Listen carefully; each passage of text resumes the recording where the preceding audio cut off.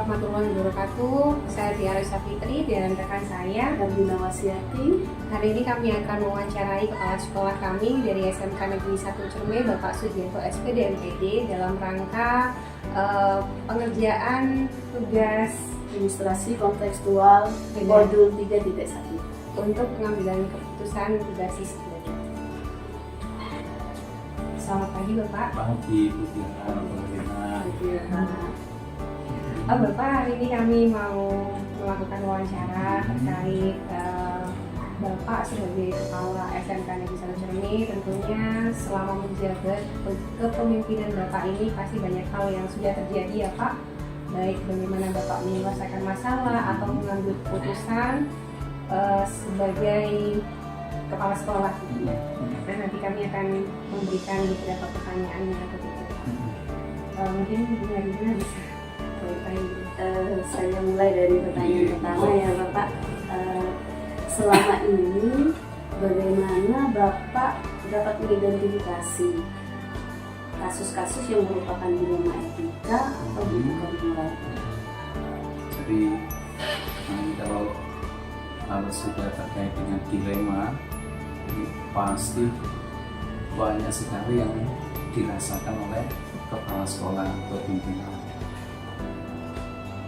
Pinginnya mengakomodir semua, tetapi pasti kita tidak bisa mengakomodir semua, sehingga itu yang menyebabkan kita dilema. Nah, ketika sudah mengambil keputusan, kemudian keputusan ini diterima oleh semua, tetapi tidak melanggar regulasi, bagi saya itu sekedar dilema.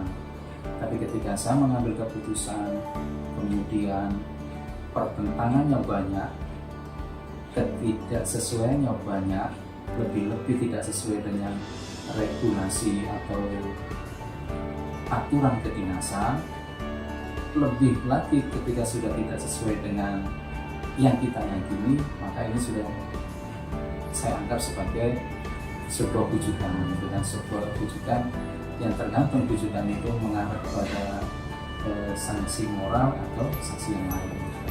Bapak, kalau saya lanjutkan, selama ini bagaimana Bapak menjalankan keputusan di sekolah Bapak, terutama untuk kasus-kasus di mana ada dua kepentingan yang sama-sama benar Bapak, atau sama-sama mengambil nilai kebajikan? Kalau saya pribadi, dari yang semula berpikirnya adalah spesifik, sekarang harus berpikir lebih general.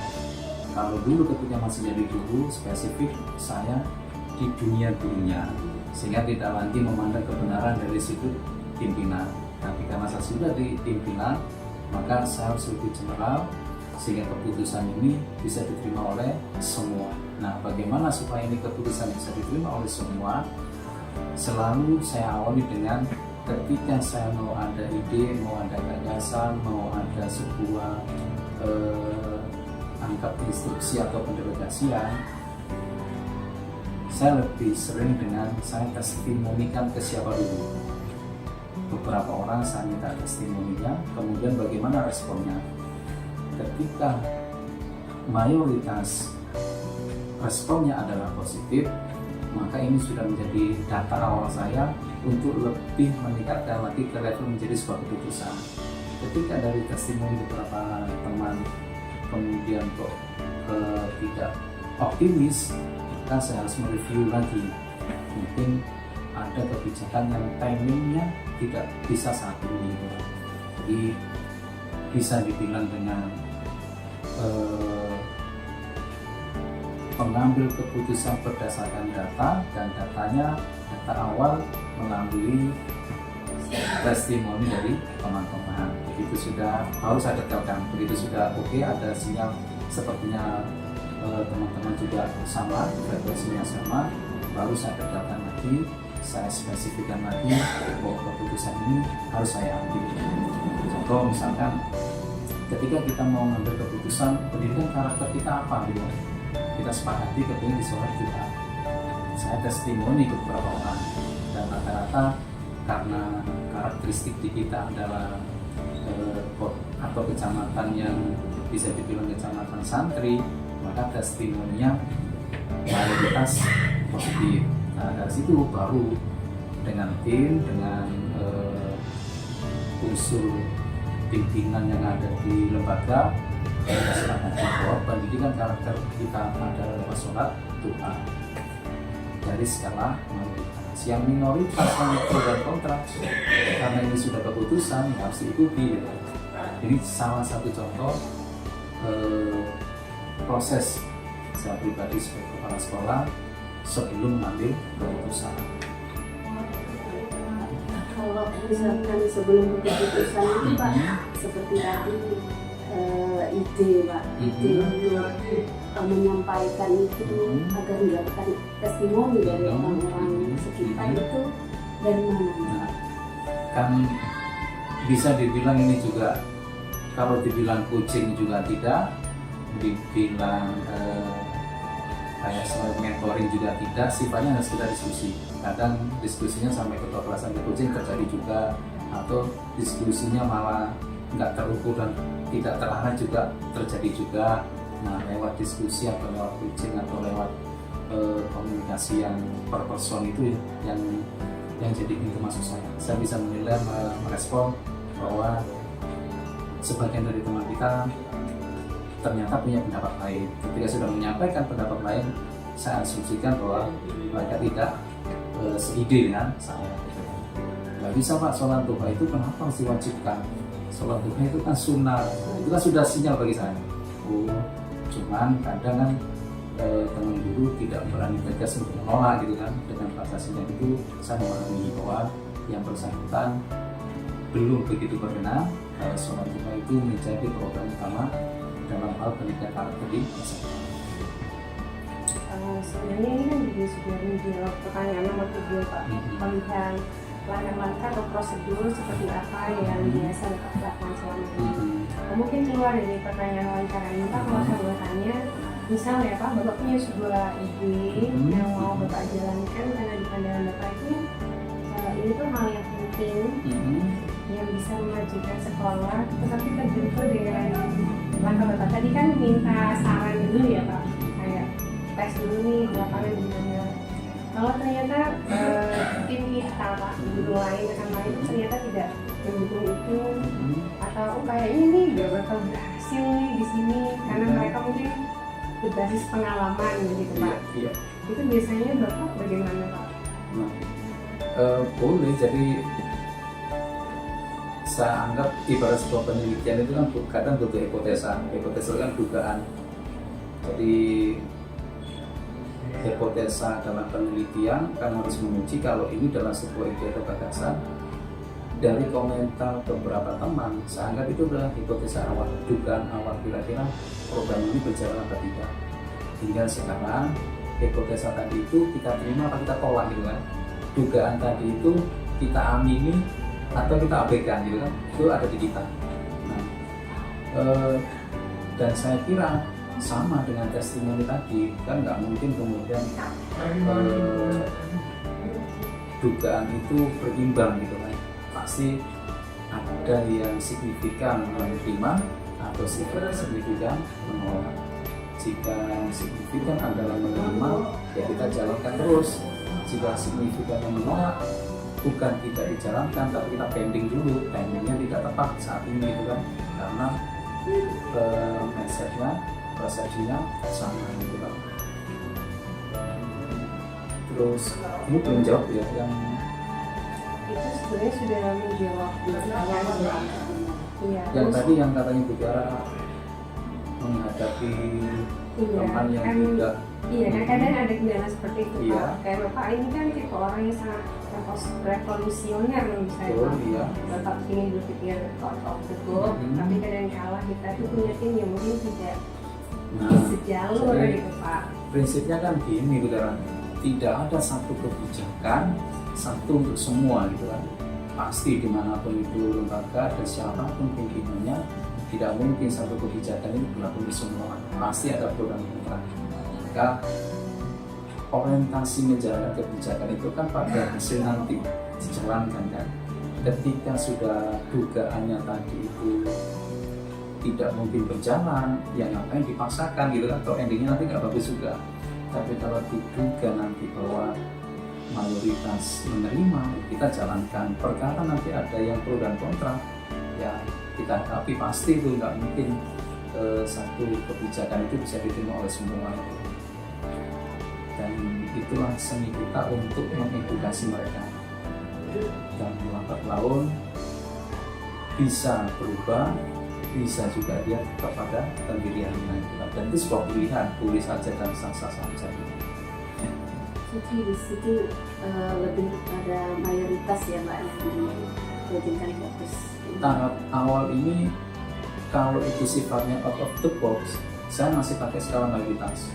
Tapi kalau sifatnya ini adalah kebenaran secara kedinasan, tidak ada tawar menawar, itu sebuah sesuatu yang harus dijalankan gitu kan. Hadir di sekolah jam 7, pulang yang mengikuti presensi kita, yaitu sebuah instruksi yang tidak bisa ditawar gitu kan. Jadi tidak lagi pakai hitungan mayoritas dan minoritas, itu yang tergantung konteksnya. Tadi memang kita bahasnya di dilema etika Bapak. Dilema etika, ya. Terus hal-hal apa saja yang selama ini Bapak anggap sangat efektif dalam pengambilan keputusan pada kasus-kasus dilema etika? Hal-hal apakah yang saya anggap efektif? Iya, untuk dasar pengambilan keputusan Bapak saat mengalami dilema. Kalau saya, ini tergantung kasus ya. Kalau misalkan kasusnya itu adalah menyangkut person seorang guru, bagi saya paling efektif adalah masih pendekatan humanis, pendekatan kekeluargaan. Walaupun secara kedinasan misalkan ini sudah kategori untuk bisa indisipliner, tapi saya tetap memilih dalam pendekatan humanis, kekeluargaan, diskusi. Tidak bisa sekali, dua kali, terus saya masih menunggu sisi baiknya, karena bagaimanapun juga aset thinking itu masih lebih baik, berpikir positifnya itu masih lebih baik, tentu sangat akan terasa dan berkesan, hanya masalah waktu. Cuman itu tadi, waktunya yang kadang kalau pendekatan kekeluargaan itu tidak terukur gitu kan. Sementara di lapangan harus segera diputusin gitu. Nah selagi itu tidak membahayakan lembaga, ya kita tunggu gitu. Tapi kalau sudah membahayakan lembaga, ya saya kembalikan pada regulasinya gitu kan. Ketika harus di punishment, ya kita punishment. Ini sebenarnya berhubungan dengan yang nomor 5 ya Pak, karena Bapak tadi mengambil mayoritas keputusannya seperti itu. Yang kelima ini adalah hal apa saja yang selama ini merupakan tantangan dalam pengambilan keputusan Bapak itu. Sebenarnya ini Pak, saya juga pernah Bapak itu menyampaikan pada saya, Mutiara saat Mutiara itu ragu, takut, segala hal kembalikan pada regulasinya apa. Saat itu terjadi berarti Mutiara itu berjalan di jalan yang benar gitu Pak. Berarti kan mungkin Bapak ada kalanya memang harus sesuai regulasi, ada kalanya Bapak memang akan humanis sekali menunggu sampai orang itu berubah.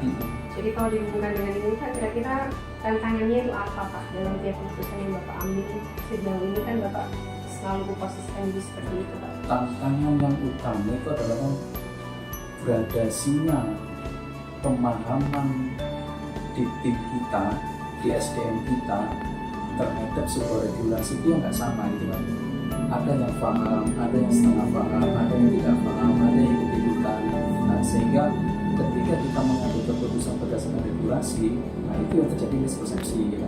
Padahal regulasinya udah jelas, aturannya udah jelas, keputusannya harus dijalankan sesuai ini. Tapi kadang regulasi ini kan tidak dipahami sama oleh semua warga. Nah ini tantangan terberat di situ, mispersepsi terhadap sebuah regulasi atau mispersepsi terhadap aturan gitu kan. Ini kendala saya pribadi dalam mengambil keputusan gitu kan. Dan menyamakan persepsi ini yang jadi penting gitu kan. Maka itu yang saya pribadi lakukan ketika awal saya di sini, mengundang semua teman-teman dalam program Messi, menyamakan persepsi ya dalam rangka itu supaya ketika keputusan diambil tidak ada hambatan gitu kan. Jadi bagi saya tantangan terbesar adalah menyamakan persepsi ketika sudah menjalankan, baik itu kesepakatan yang sudah ada maupun kesepakatan yang akan kita bangun bersama. Jadi ada kaitannya dengan regulasi itu sudah menyangkut pendidikan moral ya Bapak. Ini dilema etika yang keduanya sama-sama benar Bapak. Ya, untuk tantangan bagaimana menjalankan keputusan yang sama-sama benar Bapak. Nah, sama-sama benar, tetapi harus dipilih gitu ya. Iya. Dipilih salah satu. Gitu. Tantangannya selama ini paling besar itu yang dirasakan oleh Bapak. Sepertinya prosentasenya bobot memanage di lembaga pendidikan itu terbesar adalah di SDM. Apapun bentuknya, mau wisuda moral, mau dilema etika, mau ngurusi apapun, prosentase terbesar itu ada di SDM, di personality-nya gitu.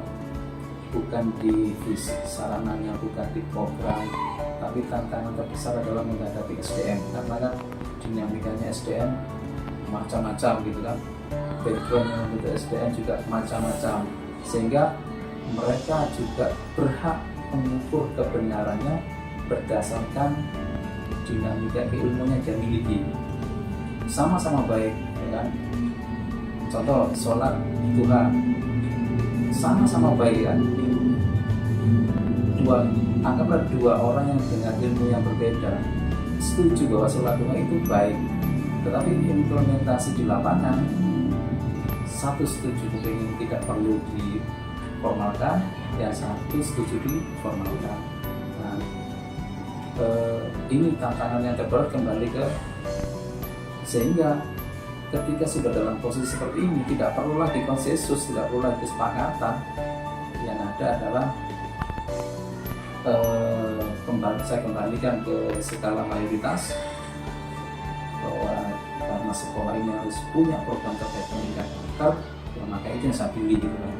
Jadi lebih masih kepada skala mayoritas yang saya pakai, karena toh sama-sama baiknya gitu kan. Saya agak sepakat, tidak apa-apa ya. Karena memang manusia itu katanya miniatur alam semesta Bapak. Jadi begitu kompleks, menyatukan dua kepala saja susah Pak, apalagi banyak kepala. Jadi Bapak menghadapi tantangan terkait yang Bapak katakan tadi dalam tantangan dilema etika itu lebih kepada human resources-nya ya Bapak. Dan yang Bapak ambil adalah skala mayoritas.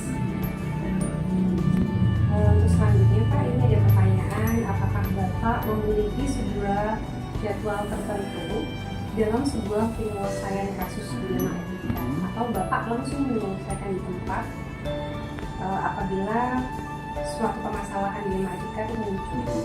Apakah Bapak perlu ada penjadwalan itu? Apa nih kriteria yang dilaksanakan kalau pada saat hal itu terjadi Bapak langsung menyelesaikan masalah itu? Jadi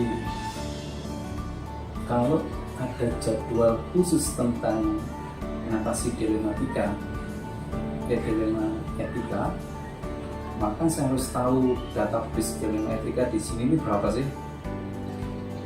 Ternyata dilema etika di kita banyak, sehingga saya harus bikin schedule kapan dilema etika ini saya atasi. Nah, saya tidak berangkat dari situ, saya berangkat dari sebenarnya pengennya berangkat dari sebuah budaya dalam diskusi dan komunikasi. Perkara konten dan isinya apa, ya salah satunya membahas masalah dilema etika. Nah, pintu masuk saya yang terstruktur bagi saya adalah sebenarnya di Kamis Beraksi itu. Kamis Beraksi itu adalah media saya berkomunikasi dengan warga sekolah. Konten dan isinya ya bisa salah satunya adalah dengan dilema etika. Jadi kalau ditanya adakah saya jadwal khusus saya integrasikan di situ gitu kan. Nah, Kamis Beraksi itu gitu kan, itu menjawab semua problem yang ada di sekolah. Kemudian kalau yang di tenaga administrasi, kami sudah ada kesepakatan jadwal dengan pihak administrasi, tenaga administrasi, harinya adalah Senin atau Jumat. Itu kesepakatan kita untuk berkomunikasi. perkara nanti di dalam yang dimanfaatkan dilema etik ya tergantung dari situasi. Oh, ini ada dilema etika yang harus saya atasi, ya itu saya pakai. Jika tidak ya kami bahas yang lain gitu kan. Jadi fokus kami menjalankan program sekolah yang tidak mengarah pada kasus gitu kan, tapi lebih mengarah kepada budaya. Budayanya ada kasus apapun kita selesaikan di budaya itu gitu. Jadi lebih kepada menciptakan budaya lebih dari sistem ya. sistemnya. Jadi ketika ada dilema yang muncul, kita kembalikan kepada budaya itu sendiri. Tetapi ketika ada yang sifatnya urgen, insidental, kayak kemarin tiba-tiba ada sebagian dari teman kita keluarganya datang ke sini ya kan, mau nggak mau kan saya harus respon itu secara personal kan. Jadi tidak perlu dianggap dalam sebuah problem atau yang sudah tersebut tadi gitu. Jadi diselesaikan pada saat itu karena memang problemnya betul diselesaikan secepatnya. Berarti kesimpulannya ada yang diselesaikan pada saat itu juga, betul, ada yang berjadwal, ada yang menyesuaikan dengan budaya yang sudah ada di sini. Baik Bapak, kemudian ini nyambung untuk pertanyaan selanjutnya, selama ini faktor apa yang mempermudah Bapak dalam menyelesaikan kasus-kasus terkait dengan etika? Yang sangat mempermudah di lembaga ini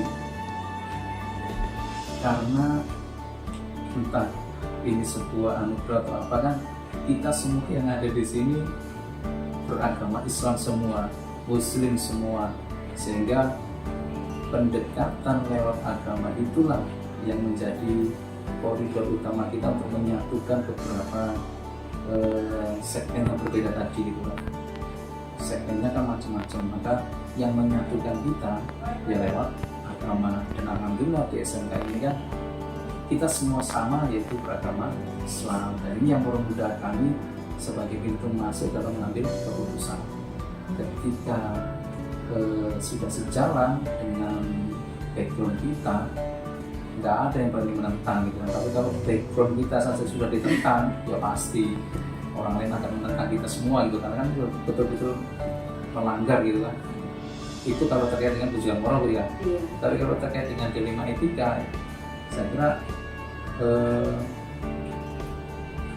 sama juga, karena kan ketika semua ditarik dengan pendekatan agama, harusnya sudah tidak ada lagi yang iri gitu kan. Mau keputusan kok saya yang dikorbankan ya, padahal ini baik juga, kenapa kok yang ini yang dipilih gitu, padahal sama-sama baiknya kan, sama-sama yang harusnya diakomodir kan. Kalau bisa diakomodir semuanya kita jalankan, kalau nggak bisa ya tetap kembali selain ke skala mayoritas, kembali ke skala prioritas. Seperti yang kita rasakan ketika dalam menyusun program kerja gitu kan, yang diakomodir banyak, keinginannya banyak, daya kemampuan kita terbatas, maka skala prioritas yang kita pilih. Ketika SDM-nya betul-betul sama, frekuensinya adalah sama, satu misalkan anggaplah satu visi dalam hal menjalankan agama, nah ini mudah untuk meredah gap tadi itu gitu kan. Jadi faktor religiusitas ya Pak, faktor religius yang ada di lembaga kita kita angkat itu menjadi termudah dan juga tadi anugerah ya Bapak bagi sekolah kita. Tidak ada keputusan gitu ya. Iya. Terakhir nih, Ya. ini terakhir ya Pak, mungkin yang kami tanyakan itu adalah dari semua yang Bapak ceritakan, pengalaman Bapak dalam mengambil keputusan dari semua dilema etika yang pernah Bapak alami, pembelajaran apa sih Pak yang mungkin bisa kami pelajari, mungin suatu hari nanti kami jadi pemimpin agar bisa bijaksana menghadapi semua dilema. Yang paling berat tuh gini, Putri Arabelina. Gimana Pak? Jadi ini bukan ucapan saya sebenarnya. Siapapun itu, kalau dia menyampaikan apa yang dia amalkan, insya Allah mudah diterimanya. Tetapi ketika dia menyampaikan sesuatu itu yang tidak dirinya sendiri juga mengamalkan, itu akan berat. Jadi bahasa saya, makanya kan saya sering ketika di rapat, saya sebelum revisi, saya itu selalu bikin dulu, saya merasakan dulu. Saya sebelum nyuruh Bu Tiara bikin flyer, saya udah bikin flyer terus Bu. Dan itu teman-teman nggak ngerti, misalkan ada ucapan serah terima jabatan, saya bikin flyer sendiri, saya kirim. Kemarin ada yang disnatalis, saya bikin flyer sendiri di cover, saya kirim. Nah, kemarin ada hari ini ada hari santri, saya nggak buat, saya nyuruh gitu kan. Artinya apa? Saya sebelum instruksi minimal bisa sendiri tahu bahwa tingkat kesulitannya sejauh mana, sehingga ketika menuju sekolah empatinya muncul gitu. Tapi kalau kita sendiri yang merasakan, empatinya nggak muncul gitu. Jadi ibarat ibu-ibu kalau lagi ada tamu lagi menghidupkan sesuatu, suguhan ini kan kita cicipi dulu gitu kan, kita rasakan dulu pantas enggak ya ini disuguhkan. Kalau pantas lalu disuguhkan. Ilmu juga gitu, sebelum kita menunjukkan ke orang, kita sendiri harus jadi pelaku gitu, icipi ilmunya. Lalu coba kasih ke anak-anak. Tapi kalau kita sendiri nggak merasakan tuh, ilmunya nyampe ke anak hambar gitu. Seperti masakan tadi, nyampe ke ruang tamu itu juga hambar karena kita sendiri nggak merasakan. Ibu, bapak, guru, saya pun juga terlibat. Saya menyampaikan sesuatu di depan bapak ibu guru, kalau saya sendiri nggak pelaku, nyampainya di teman-teman juga hambar. Jadi kalau bahasa kritisnya tuh hati mengingkari, telinga menolak, jadi lewat begitu saja gitu kan. Maka penting menjaga integritas diri itu dengan itu lagi, mengamalkan dulu sebelum menyembuh gitu kan. Tapi itu berat memang. Nah ketika saya nggak sanggup, bahasa saya adalah saya ingin menasihati orang ini, tapi saya sendiri nggak pelakunya. Bahasa saya adalah saya harus pinjam lisan orang lain. Dalam bentuk apa itu? Ketika ada maulid, ya dalam bentuk ulama. Ketika ada workshop, ya dalam bentuk akademisi yang saya undang. Nah itu adalah pintu masuk bahasa saya ke teman-teman. Karena saya sendiri nggak pelaku gitu. Seperti kemarin akademisi kita hadir dari BE, Pak Raffi. Mungkin saya tidak pelaku seperti Pak Raffi. Pak Raffi penyampainya mengenah ke teman-teman karena beliau mungkin pelaku sendiri. Kalau saya menyampaikan seperti Pak Raffi, belum tentu diterima oleh teman-teman. Itu rasanya beda. Sehingga kalau bahasanya Pak Gunawan kan tahu diri dan tahu posisi. Nah, sehingga itu yang jadi dasar saya kapan saya harus bicara, kapan saya menahan diri untuk bicara. Pembelajaran itu yang saya rasakan ketika menghadapi dilema-dilema lagi. Tetap kembalinya itu kalau saya mungkin bahkan tidak hanya di guru sini, kepala sekolah yang lain aja selalu ngomongnya itu pakai hati. Ada lagi Pak selain itu? Ya, itu yang utama ya Pak. Pembelajaran yang bisa kami dapat. Jadi ya sama-sama belajar Bu Tiara ya. Jadi kalau pertama adalah kita jadi pelaku utama dulu, keteladanan dulu, baru sampaikan ke orang lain. Kemudian yang perlu kita yakini adalah tidak ada satu kebijakan satu untuk semua. Jadi tetap harus dipilih ya. Yang lain hanya menunggu. Akhirnya sampai juga hanya masalah waktu saja yang berbeda. Baik, terima kasih Pak Suji atas waktunya, ilmunya, sharingnya ya Pak. Semoga nanti ini bisa bermanfaat bagi kami, bisa kami terapkan sehingga dimanapun posisi kami bisa selalu bijaksana dalam mengambil keputusan. Mau jadi pemimpin pembelajaran. Iya, bisa ya harus menjadi kepala sekolah ya Bu. Ya, tidak apa-apa Bu Tiara jadi kepala sekolah. Baik Pak, terima kasih. Assalamualaikum warahmatullahi wabarakatuh. Waalaikumsalam warahmatullahi wabarakatuh.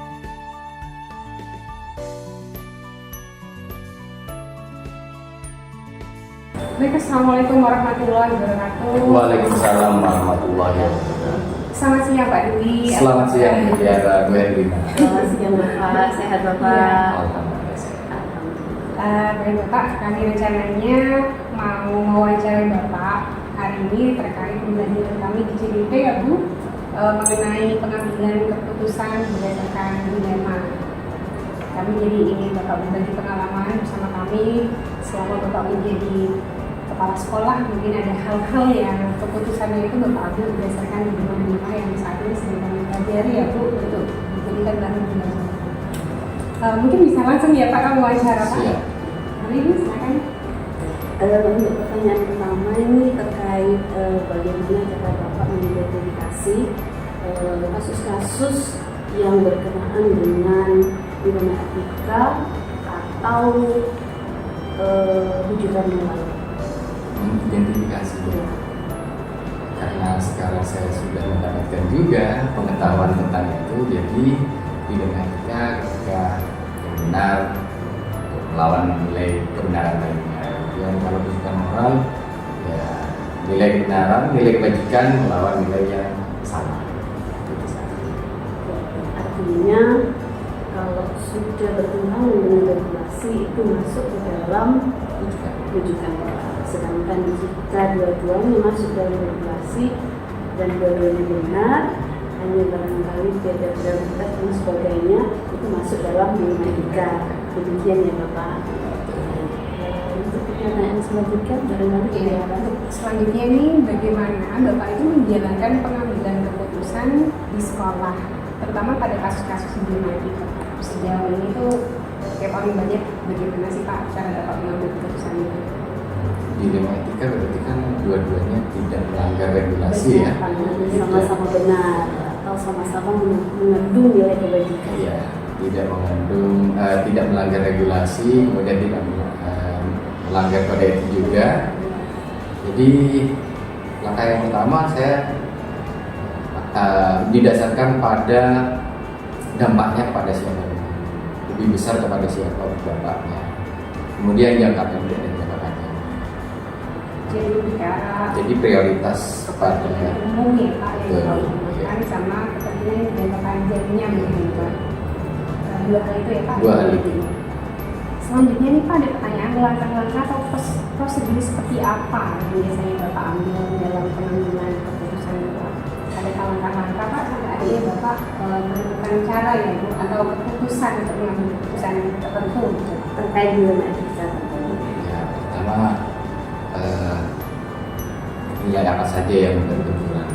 Kemudian setelah itu uji regulasi, kemudian uji apakah melanggar kode etik atau tidak, kemudian melihat siapa yang terlibat dalam kasus dilema etika tersebut. Kemudian mungkin perlu ini ya juga mendiskusikan dengan banyak pihak bagaimana saya mengambil keputusan ini. Dibicarakan dulu bersama tim mungkin Pak rekan-rekan ya Pak, sehingga Bapak menyalakan langkah tertentu setelah dibicarakan baru mengambil keputusan itu dibuat. Jadi tidak lupa juga Bu Tiara, jadi karena pengalaman itu adalah guru terbaik ya. Jadi saya kadang bertanya pada orang lain, meminta pendapat jika Bapak atau orang yang saya anggap ideal itu ada di posisi saya, dia akan mengambil keputusan yang mana. Dari Bapak selalu memposisikan diri, saya dulu harus mencoba memposisikan diri dari posisi itu gitu ya Pak. Ya. Terhadap Atau ini orang lain yang saya anggap ideal, dia panutan saya lah ya. model ya Pak. Ya, role model gitu. Jika beliaunya ada di posisi saya, putusan yang mana Oh, iya, itu iya. akan Artinya menjadi masukan buat saya. Jadi meminta masukan dari orang yang Bapak anggap Lebih kompetensi. betul, lebih kompeten, lebih berpengalaman. Jadi lebih kolaboratif ya Bapak ya langkah-langkahnya itu.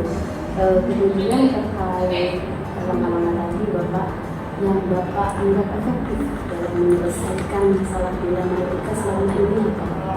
Langkah paling efektif ketika kita berdiskusi bersama, semua yang terlibat dalam kasus itu berdiskusi bersama, itu paling efektif. Musyawarah yang Bapak ya. adalah langkah paling efektif. Ya, dan dari musyawarah itu kita akan tahu prioritas yang mana yang lebih di atasnya yang lain. Ada nggak sih Pak sebuah posisi yang membuat Bapak itu harus nggak bisa pada masalah ini saya harus otoriter karena kalau saya masih menjadikan orang ini nggak cuma selesai, kayak bapak harus mengambil keputusan instan di luar dari kebiasaan bapak yang biasanya. Pernah sih ya, tapi selama itu keputusan saya juga tidak melanggar aturan. Jadi apa jadi apa yang saya putuskan tetap pada koridor regulasi dari pemerintah, aturan dari pemerintah juga dalam pelaksanaan pelayanan pendidikan.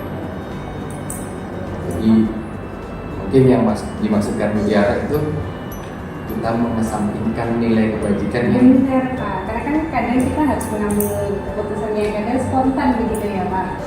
mengesampingkan rasa kasihan gitu ya kadang ya. Pada situasi-situasi tertentu saya rasa semua orang akan dihadapkan dengan hal seperti itu. Selanjutnya mungkin Kalau selama ini yang menjadi tantangan paling besar Pak dalam menjalankan atau menentukan kebijakan dalam menyelesaikan kasus rumah itu apa Pak? Tantangan yang muncul. Tantangan paling besar ya. Ya ketika keputusan saya ambil berdasarkan regulasi ya atau peraturan dengan mengesampingkan rasa empati pada pihak yang mungkin lebih sedikit kurang berdampak, tapi tetap saja empati itu rasanya dikesampingkan dan itu membuat memunculkan di dalam diri itu seperti saya ini benar-benar kaku. Padahal inginnya kan kita jadi pimpinan yang ikut, ya betul, ikut regulasi tapi fleksibel, tapi pada situasi tertentu. kadang beberapa orang memanfaatkan celah ya Pak. Ya, jadinya kita harus berpedoman pada regulasi sehingga kita sendiri bakal merasa saya kurang berempati akhirnya, dan itu melawan keinginan saya sendiri bahwa saya ingin menjadi pimpinan yang fleksibel seperti Jadi itu. pertama begini dulu, apakah saya harus mengikuti regulasi atau saya malah harus mengikuti hati nurani begitu? Enggak, ini sudah mengikuti, Iya. sudah mengikuti regulasi, Tapi tetap memunculkan perasaan tidak enak. memunculkan Nah, perasaan tidak enak. jadi tantangannya itu, dilemanya di dalam, Betul. di internal. Iya. Ya. jadi tantangannya Tantangannya di melawan dalam. rasa tidak enak. Tidak enak pada Dan- diri sendiri ya Betul, Pak. dalam diri sendiri. Selanjutnya ini Pak, pertanyaannya itu Bapak kan pasti punya beberapa permasalahan di lima etika ini ya Pak yang terjadi dalam perhubungan Bapak. Kira-kira cara penyelesaiannya itu Pak biasanya dilaksanakan atau diselesaikan saat itu juga, atau Bapak punya jadwal khusus? Kayak misalnya ada beberapa masalah nih harus saya jadwalkan. Lihat situasinya juga ya. Kadang ada sesuatu yang urgent tapi tidak ada yang bisa kita tunda dulu karena ada hal lain yang lebih urgent kan gitu ya. Kemarin saja itu ada ini kejadian luar biasa di sekolah saya. Anak solor di sekolah saya itu baru mulai mengenal gadget ya. Dia mulai masuk ke dunia sosial media, dan entah pengaruh dari platform yang mana yang berdampak itu anak-anak sekolah.